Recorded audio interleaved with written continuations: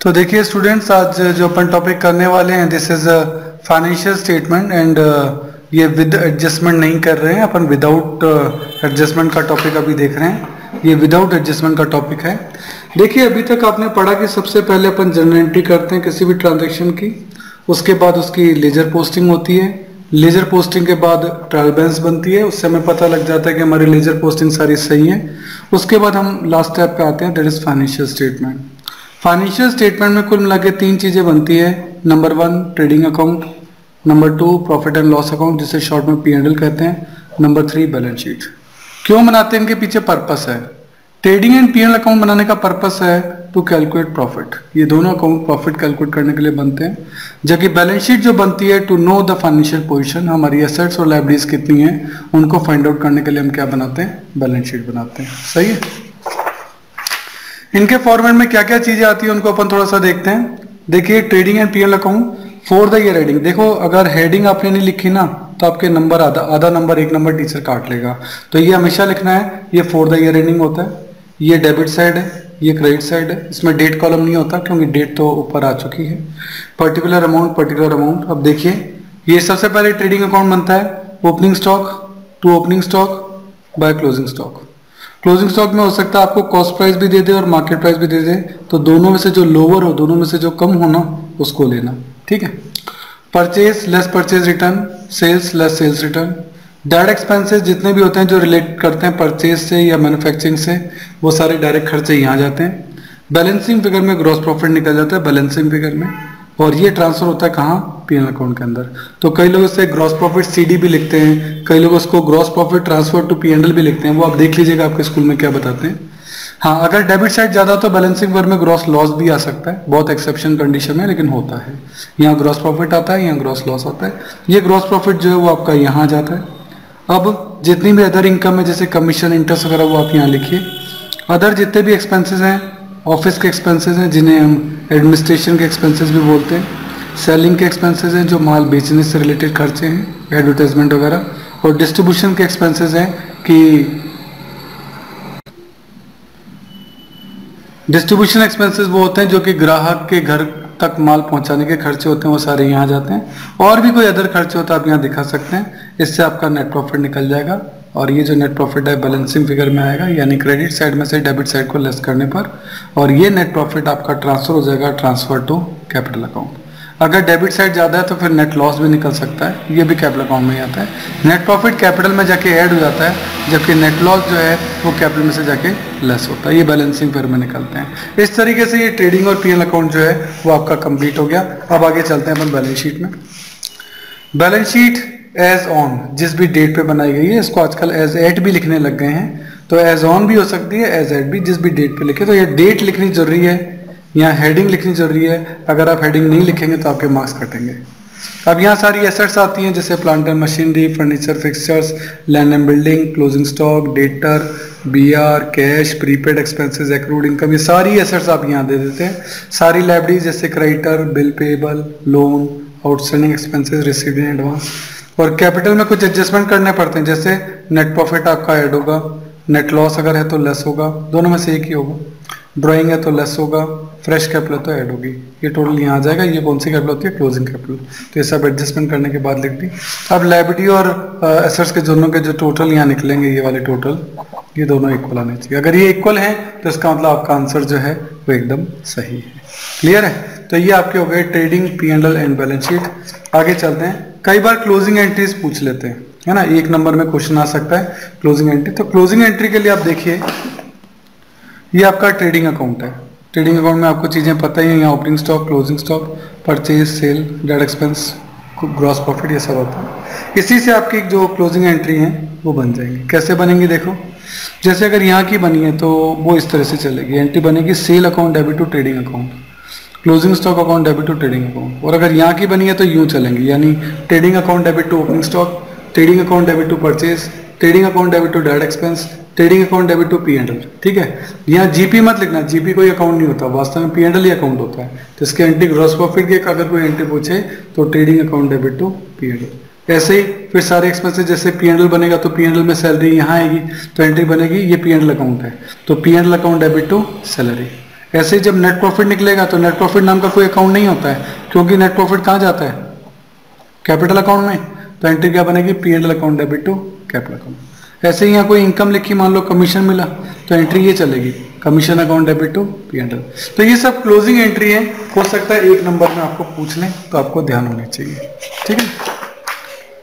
इसी ट्रेडिंग और P&L से आपको ऑपरेटिंग प्रॉफिट निकालना बताते हैं। देखो ट्रेडिंग अकाउंट है पूरा, तो अगर सेल में से ग्रॉस प्रॉफिट को लेस कर दें तो कॉस्ट ऑफ गुड्स सोल्ड निकलता है।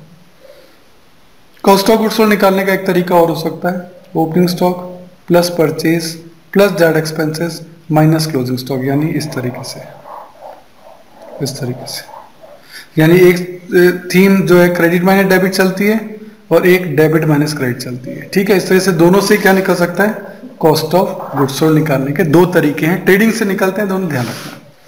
ग्रॉस प्रॉफिट यहां आता है, ग्रॉस प्रॉफिट में से ऑपरेटिंग एक्सपेंसेस लेस करते हैं। ऑपरेटिंग एक्सपेंसेस मतलब है जो डे टू डे के एक्सपेंसेस होते हैं ना, उनको आप ऑपरेटिंग एक्सपेंसेस बोलते हैं। जैसे ऑफिस के एक्सपेंसेस, सेलिंग के एक्सपेंसेस, डिस्ट्रीब्यूशन के एक्सपेंसेस।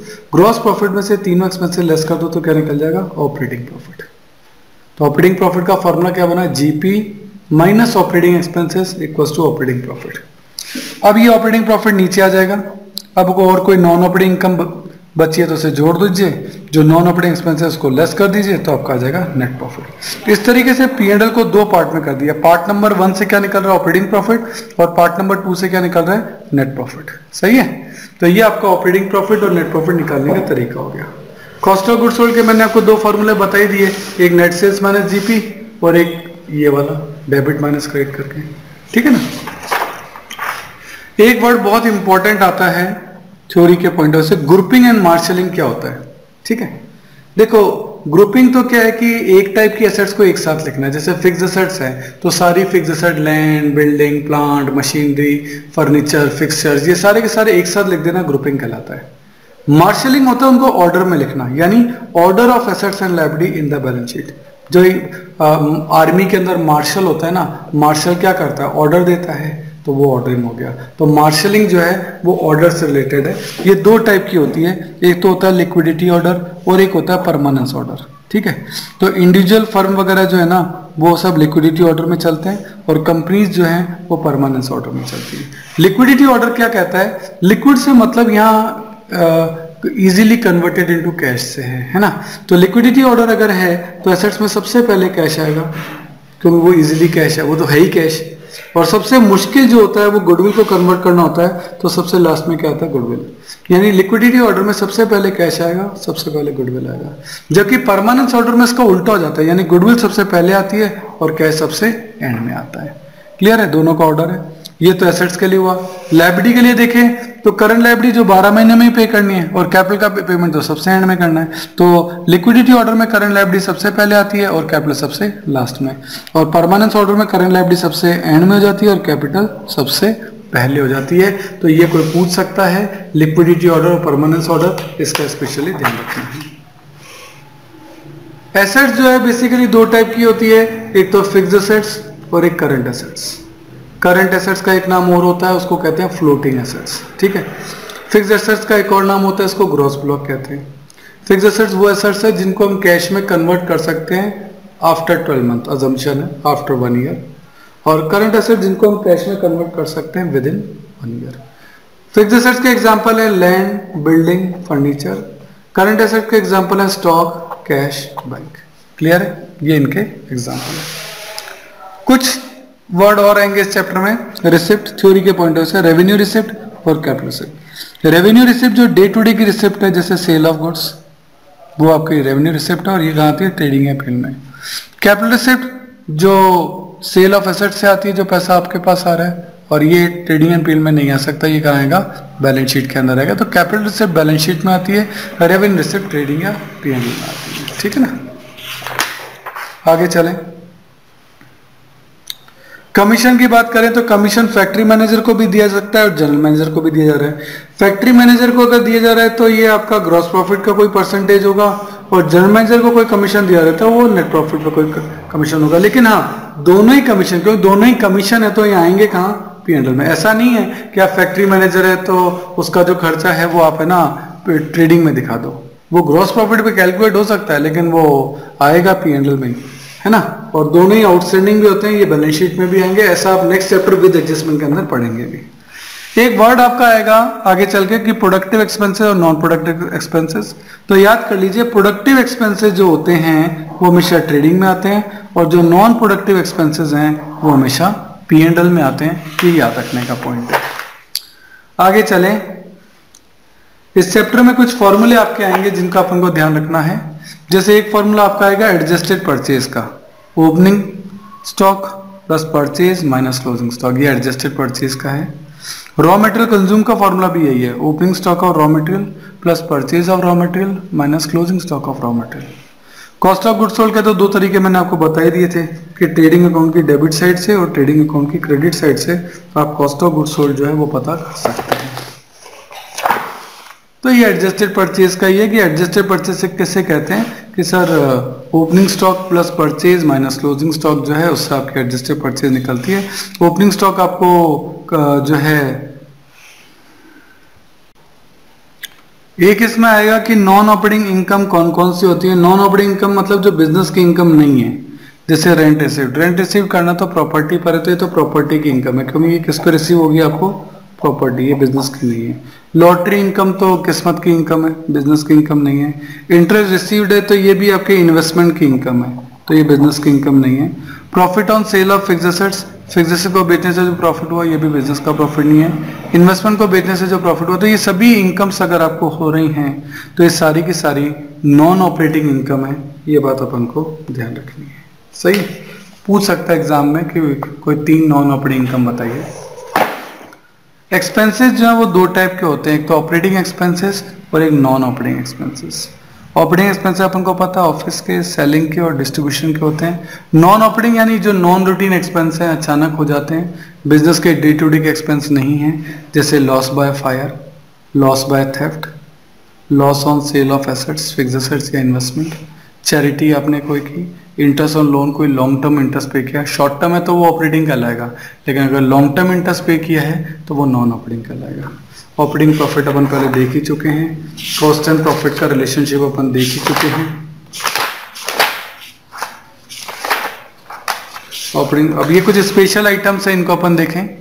ये एक्चुअली ट्रायल बैलेंस के अंदर दे रखे होंगे तो आपको पता लगाना पड़ेगा। जैसे परचेज एंड सेल दे दी तो डेबिट और क्रेडिट दोनों में अमाउंट दे रखे हैं, तो ये बात तय है कि परचेज डेबिट में आई होगी और सेल क्रेडिट में आई होगी। रिटर्न है तो परचेज रिटर्न हमेशा क्रेडिट होता है, परचेज रिटर्न ये है, और ये कौन सी रिटर्न कहलाएगी, सेल्स रिटर्न, को सेल्स रिटर्न डेबिट होती है। कैपिटल दे रखा है तो डेबिट और क्रेडिट दोनों में दे रखा है, तो जो क्रेडिट में दे रखी है वो तो कैपिटल है, लेकिन जो डेबिट में दे रखी है वो कैपिटल नहीं, ड्राइंग्स है। बिल दे रखे हैं, अगर डेबिट में दे रखा तो BR है और क्रेडिट में दे रखा तो BP है। लोन दे रखे हैं, क्रेडिट में दे रखा तो लायबिलिटी है और डेबिट में दे रखा तो एसेट्स है। बैंकर्स अकाउंट दे रखा है, डेबिट में दे रखा तो एसेट्स है, क्रेडिट में दे रखा तो लायबिलिटी है।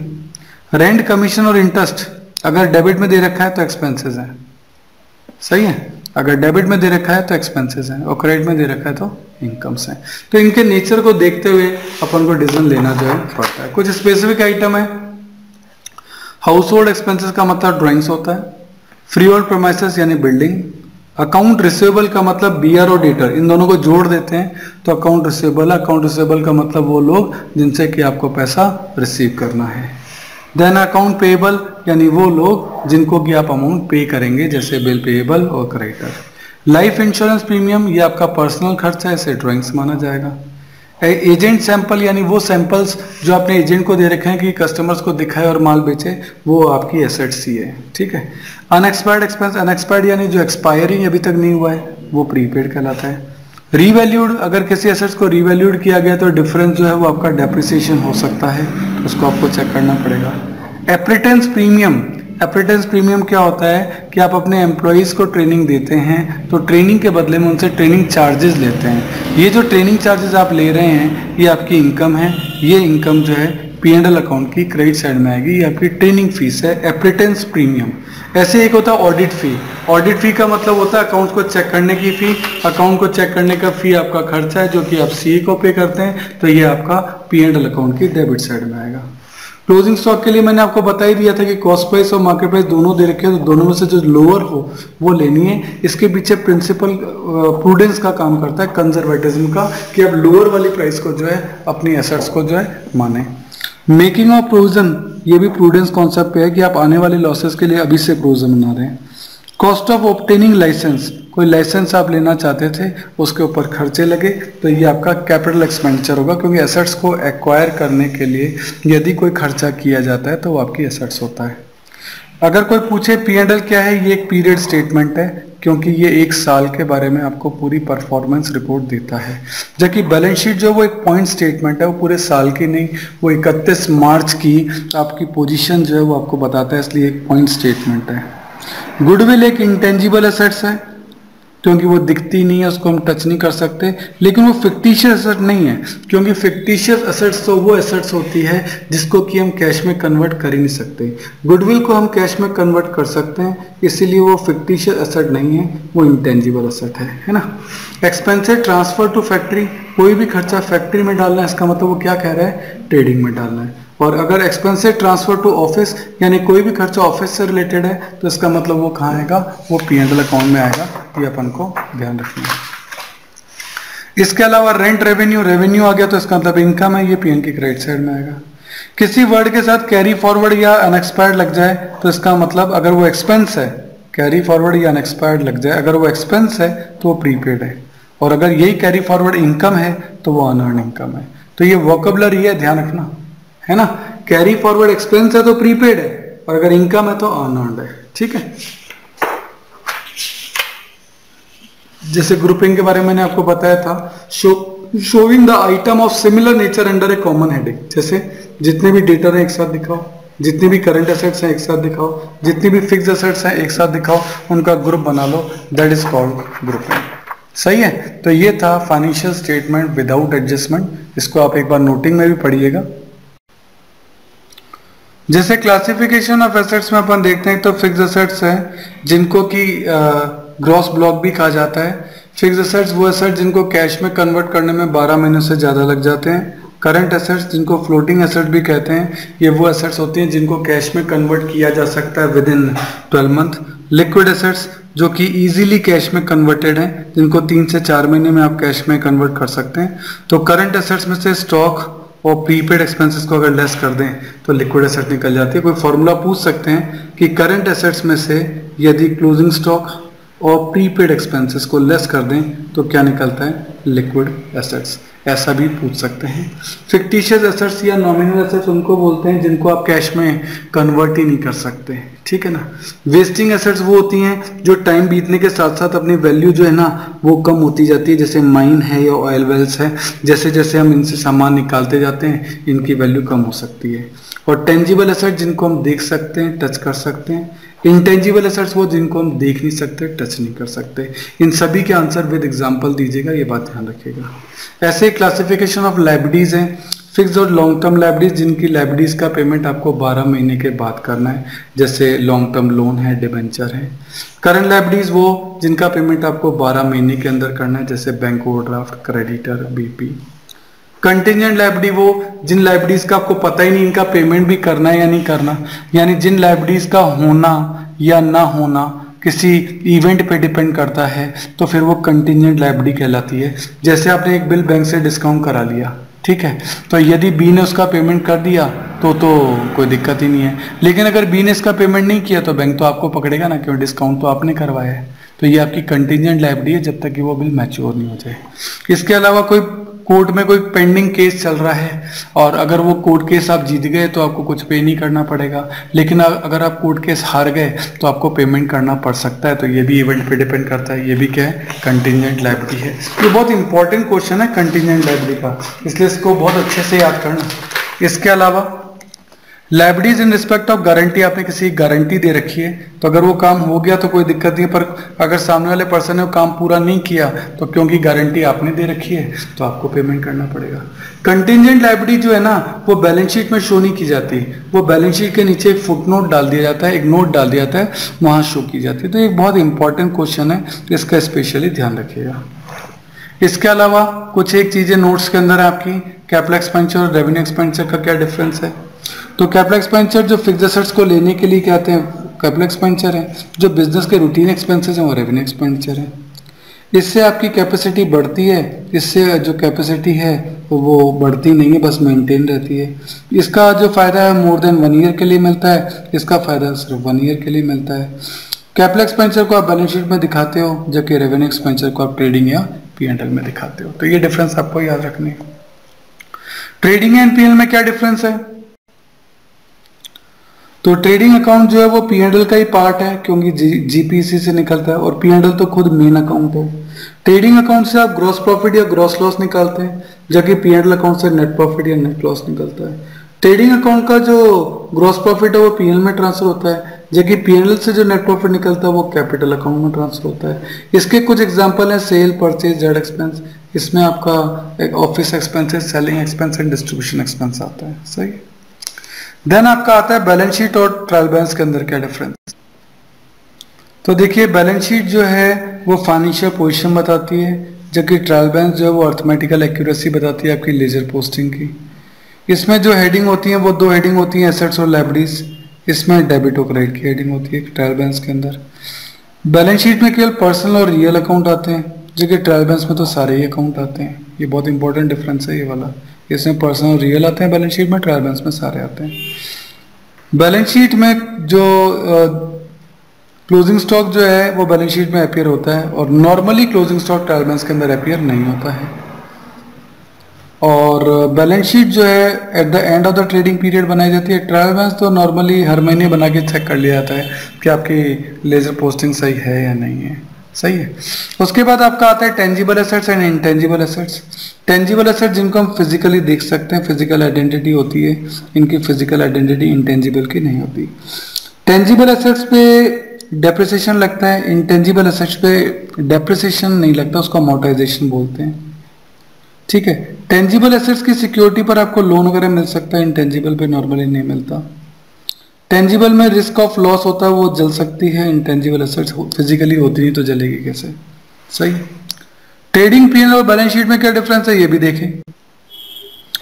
तो ट्रेडिंग एंड P&L जो बनाए जाते हैं वो बिजनेस के रिजल्ट फाइंड आउट करने के लिए बनाए जाते हैं, जबकि बैलेंस शीट जो वो फाइनेंशियल पोजीशन गेट करने के लिए बनाए जाते हैं।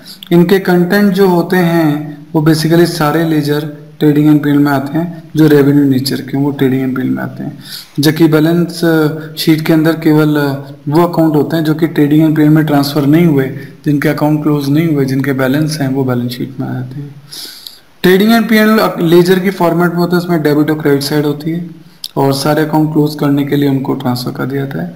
बैलेंस शीट को कोई अकाउंट नहीं है, इट इज ए स्टेटमेंट। इसमें डेबिट साइड नहीं होती, क्रेडिट साइड नहीं होती, इसमें लायबिलिटी और एसेट साइड होती है। ये भी आप याद रख सकते हैं। एक वर्ड आपके आएगा आउटस्टैंडिंग एक्सपेंसेस, जिसका मतलब है due but not paid. Prepaid expense का मतलब है पेड इन एडवांस। ये दोनों अपोजिट चीजें हैं। पेमेंट इसका येट टू बी पेड है, इसका तो ऑलरेडी पेड है। ठीक है। और ये बैलेंस शीट में करंट लायबिलिटी के तौर पे आते हैं, और ये करंट एसेट्स के तौर पे आते हैं। Accrued income, earned but not received. Unaccrued या अनअर्न इनकम यानी रिसीव्ड इन एडवांस। ये येट टू बी रिसीव्ड है, जो अभी तक रिसीव नहीं हुआ, और ये ऑलरेडी रिसीव हो चुका है। इसको हम करंट एसेट्स में दिखाते हैं, इसको हम करंट लायबिलिटी में दिखाते हैं। ये आप याद कर सकते हैं। फिक्स्ड एसेट जिनको कैश में कन्वर्ट कर सकते हैं आफ्टर 12 मंथ। करंट एसेट जिनको कैश में कन्वर्ट कर सकते हैं with in 12 month. Valuation fixed asset हमेशा कॉस्ट लेस डेप्रिसिएशन पे होता है, और करंट एसेट हमेशा वैल्यूड एट कॉस्ट प्राइस या market price which ever is lower पर होता है। ठीक है। Profit on sale of these assets, उस पर कैपिटल नेचर होता है फिक्स्ड एसेट पे। करंट एसेट्स पे अगर कोई प्रॉफिट हुआ तो उसका रेवेन्यू नेचर होता है। तो कुछ छोटी छोटी चीजें अगर आप इनको ध्यान रखेंगे तो आपके लिए अच्छा रहेगा। ओके।